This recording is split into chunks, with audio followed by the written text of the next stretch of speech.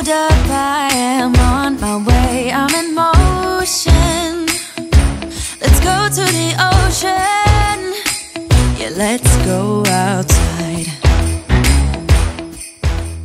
Hello à tous et bienvenue dans cette nouvelle et deuxième vidéo du calendrier de l'Avent du mois de décembre. Aujourd'hui on va parler de tes valeurs et comment parvenir à les identifier. Alors qu'est-ce qu'une valeur? Eh bien tout simplement on peut dire que c'est comme un principe que tu as en toi, un principe fondamental qui est inhérent à ta personnalité et qui te permet au quotidien de distinguer le bien du mal. Alors je vais mettre des gros guillemets sur bien et mal parce qu'en vrai il n'y a rien qui est tout blanc tout comme il n'y a rien qui est tout noir. Par exemple si vous me demandez de citer une de mes valeurs, eh bien pour ma part, j'ai pas honte de dire que j'ai toujours eu de l'ambition. C'est-à-dire que j'ai toujours fait passer ma carrière professionnelle avant le reste, très honnêtement. Et j'ai longtemps pensé que les personnes qui ne faisaient pas comme moi, c'est-à-dire qui au quotidien ne mettaient pas tout en place pour réussir à mettre leur carrière professionnelle au centre de leur vie, on va dire, étaient feignants.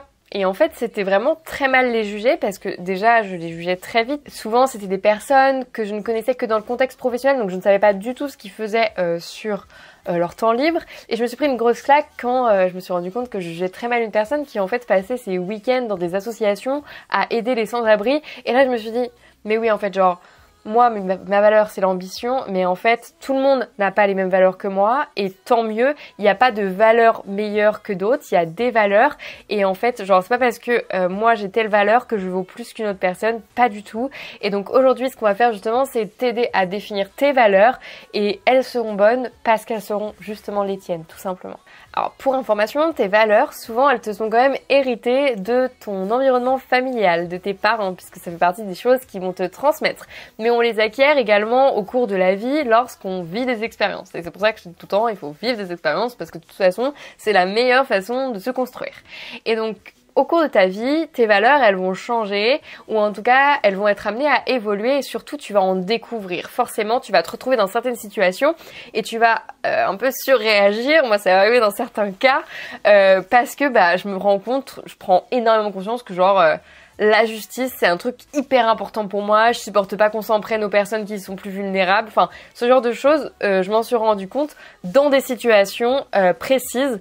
Et donc ça, encore une fois, vis des expériences et tu vas pouvoir déterminer en observant, en prenant du recul sur ces situations, quelles sont tes propres valeurs. Alors ce qui va vraiment être cool dans ce premier travail qu'on va réaliser tout au long de la semaine, c'est que non seulement ça va te permettre de te construire un avenir qui aura du sens pour toi, mais ça va aussi vraiment t'aider personnellement. On va également essayer de comprendre qui tu es pour que tu puisses mieux interagir avec les autres, peut-être mieux comprendre les autres et puis plus facilement vivre ta vie. Et puis ça va également te permettre de comprendre pourquoi certaines personnes t'inspirent, pourquoi tu aimerais ressembler à certaines personnes, pourquoi tu as plus d'affinité avec certaines personnes qu'avec d'autres, et tout ça, c'est ce qu'on va voir ensemble cette semaine. Alors quand je dis qu'on va essayer de te construire un avenir qui te ressemble à partir de tes valeurs, en fait je parle pas forcément d'études ni de métier parce que les valeurs c'est pas forcément la première chose à prendre en compte.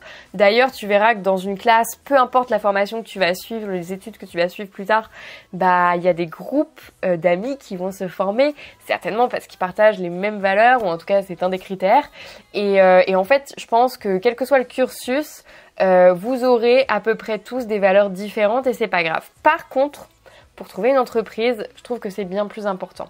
Parce que pour une entreprise, les valeurs, c'est fondamental. Une entreprise porte des valeurs. C'est-à-dire que tu vas sur leur site internet, tu vas voir, elles sont placardées partout. Souvent, tu rentres dans les boîtes, pareil, elles sont affichées au mur. Enfin, moi, je l'ai vu de mes propres yeux, plutôt dans les grands groupes, j'avoue. Mais ouais, genre, les valeurs sont rappelées partout.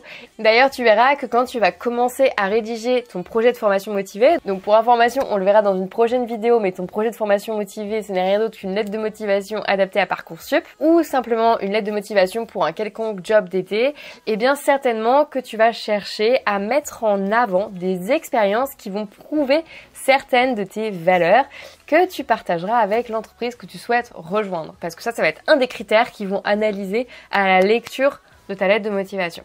Il est également possible qu'un jour, et je pense même dire que ça t'arrivera, que tu prennes une décision en adéquation avec tes valeurs, mais que tes proches ne vont pas forcément comprendre. Et parce qu'en fait, tout simplement, ce n'est pas parce que ce sont tes parents, tes amis, tes frères et sœurs, ta famille, bref, que vous partagez forcément toutes les mêmes valeur et c'est pas grave. Ce qu'il faut que tu comprennes, c'est que il faut l'accepter, c'est normal, tout le monde est différent et que en fait c'est à eux de se mettre dans une position bienveillante. Donc par exemple j'ai une amie qui est partie vivre 1 an en Australie, et bien certains de ses proches ne l'ont pas compris. Simplement parce que ces proches-là avaient certainement comme valeur la famille, la tradition. On ne quitte pas sa famille pendant 1 an pour aller vivre son rêve, c'est très égoïste. Et en fait, oui, ça peut être perçu de cette façon, mais pour elle, c'était pas du tout le cas. C'était pas parce qu'elle partait qu'elle les aimait pas, ça changeait rien. C'est juste que là, elle avait le besoin de voyager, de vivre des choses, de se ressourcer.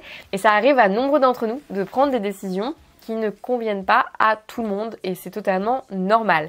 Tant que tu n'empiètes pas sur la liberté d'autrui, il n'y a pas de raison que cette décision soit mauvaise. Et d'ailleurs, j'en arrive à ça parce que j'étais en train de me dire liberté d'autrui, c'est-à-dire tu ne tues personne.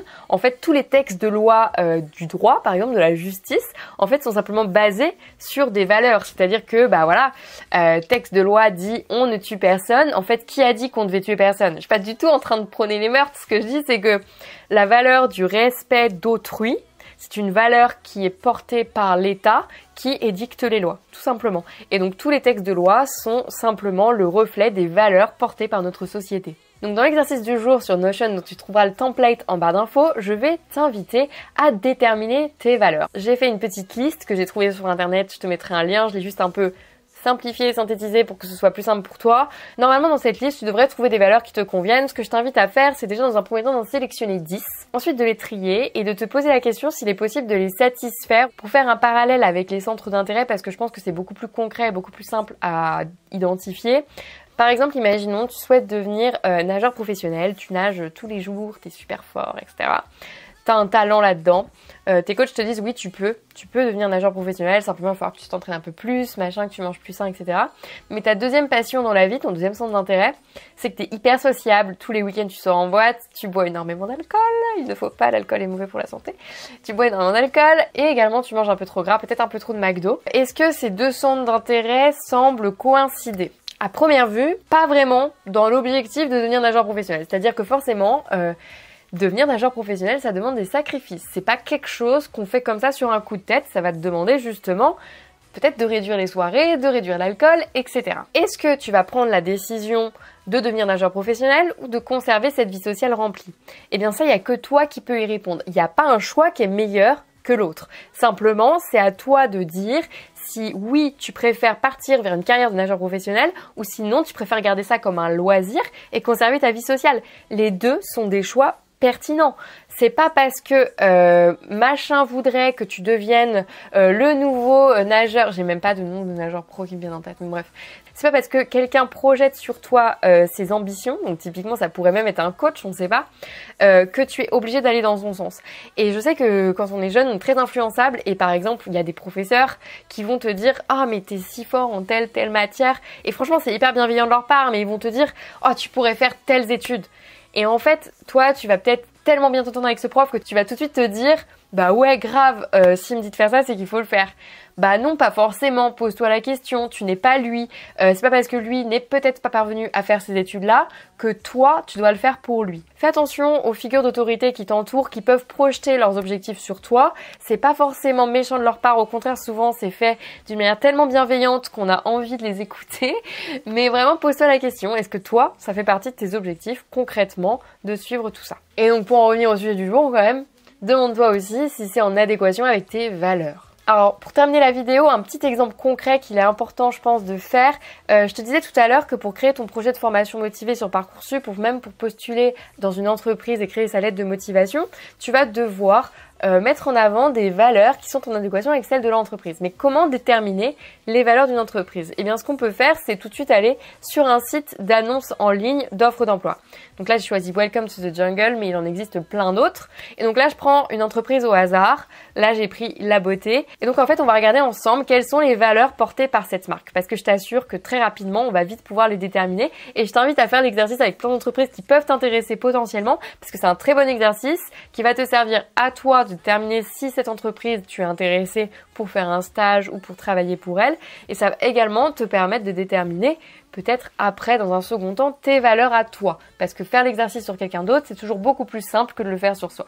Donc on lit par exemple ici, tous les employés travaillent avec le même objectif, transformer la façon de concevoir et consommer la cosmétique. Donc en fait on voit qu'on est sur une entreprise qui a un caractère éco-responsable dans le sens où il cherche à transformer la façon de consommer les cosmétiques. Donc peut-être en allant justement vers une façon de consommer plus responsable, plus écologique, peut-être plus bio. Ensuite chez La Beauté, ils disent qu'ils recherchent des profils talentueux, ambitieux et passionnés. Donc ça, clairement, ambitieux et passionné, ce sont des valeurs. Bon, on est dans le milieu entrepreneurial sur Welcome to the Jungle très souvent, donc les startups recherchent souvent des profils passionnés. Il est beaucoup plus facile de créer une équipe qui va rester dans le temps, donc pour une startup c'est plutôt utile au début lors de sa construction, si justement on construit cette équipe autour d'une passion plutôt qu'autour de compétences. Donc si tout le monde est passionné pour résoudre tel problème par tel sujet, ça va être beaucoup plus facile de créer une équipe cohérente qui partage ses mêmes intérêts et ses mêmes valeurs. Donc ensuite, ce que tu pourras faire une fois que tu auras fait ce travail entre chercher les valeurs d'une entreprise et chercher tes valeurs à toi, tu vas pouvoir faire le match entre les deux. Parce que c'est pas parce que tu as l'impression que dans un entretien de recrutement, tu es en situation d'infériorité, c'est-à-dire que oui, bah tu as envie d'avoir ce stage, donc tu as l'impression qu'il faut que tu démontres tout ce qu'il est possible de démontrer, mais en fait, non, pas que ça.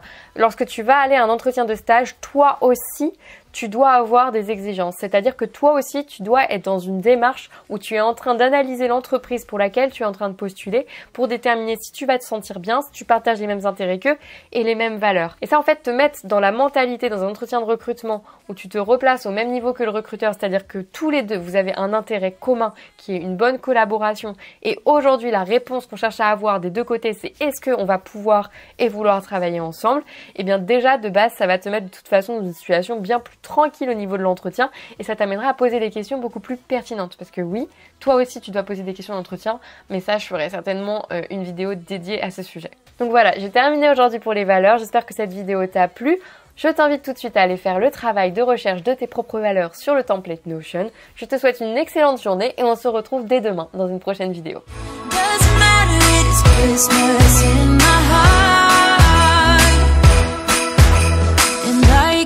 Promise Santa's coming to visit.